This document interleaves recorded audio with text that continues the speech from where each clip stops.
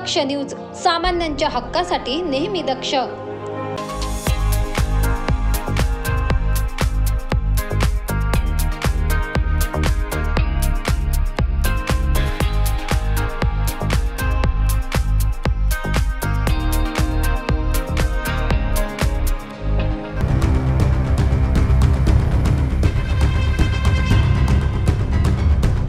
इगतपुरी तालुक्यातील घोटी परिसरातून एक धक्कादायक घटना उघडकीस आली आहे। घोटी परिसरातून शिर्डीला पदयात्रेत जाणाऱ्या साई भक्तांना मारहाण केल्याचा प्रकार उघडकीस आलाय।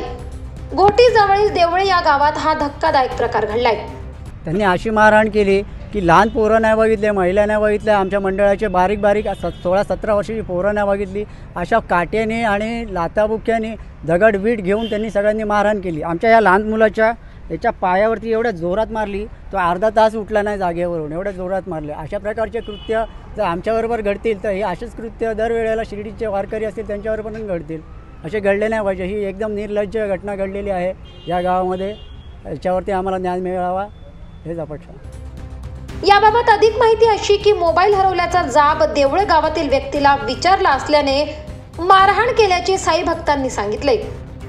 माझा मोबाईल हरवलेला म्हणून आम्ही त्यांच्याकडे विचारायला गेलेलो, म्हणजे सगळ्यांना विचारलं, त्यांना पर्सनली एकट्यानं नाही विचारलं की मोबाईल म्हणजे हरवलेला तुम्हाला सापडला का म्हणून, तर फक्त एवढंच विचारलं तर विषय सोडला। ते तिकडे नव्हते, तो मुलगा ज्यांचं नाव घेतलेलं ना तो तिकडे नव्हता।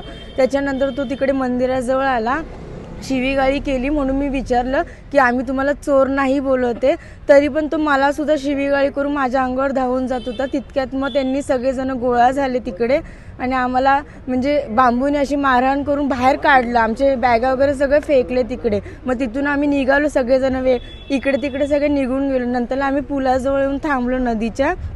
ते स्वतः तिकडून 10-12 जण आले गाडीवरून आणि मला, माझ्या मिस्टरांना आणि माझ्या काकाला मारहाण केली त्या लोकांनी। जागृती आशिष पाटील।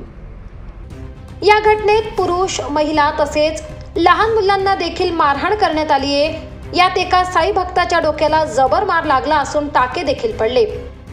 शिर्डीला पायी जातो, 15 किलो निघालेलो आम्ही तिकडनं। तर आज आमचा इथं देवळे गावाच्या बाजूला गणपतीचं मंदिर आहे, तिथे आमचा आज हॉल्ट होता दुपारच्या जेवणाचा। तर तिथे आम्ही गेलो, जेवणाचा ऑर्डर, तर आम्ही तिथे गेलो। तर तिथे माझ्या मुलाकडे माझ्या मिसेस जागृती आशिष पाटील तिचा मोबाईल होता। तर तिचा मोबाईल राहिला, तर तिथे मंदिरात राहिला आणि तो खेळाच्या नादात विसरून गेला की मोबाईल कुठे ठेवला म्हणून।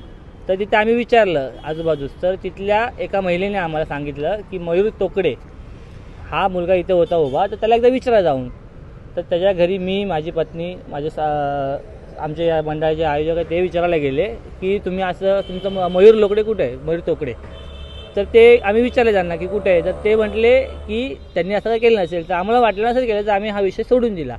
नंतर थोड्या वेळातच एक 10 ते 15 मिनिटात मयूर तोकडे, दत्ता तोकडे असे 10-12 जण त्या मंदिरावर आले। तिथं आम्हाला शिवीगाळी करायला लागले आणि त्यांनी तिथे मारहाण चालू केली। लहान मुले, महिला बघत नव्हते, मारहाण केली। मग आम्ही इकडे तिकडे पळायला लागलो। पळून आम्ही आलो घोटी नदीच्या ब्रिजच्या पलीकडे आलो। तर पलीकडे आम्ही त्या एक फ्रूटवाल्या तिथे उभा होतो। तर तिथे उभे असताना तिथनं परत 10-12 जण आले। त्यांनी माझी पत्नी जागृती आशिष पाटील, मी, माझे सासरे असे 4-5 जणांना त्यांनी बेदम मारहाण केली।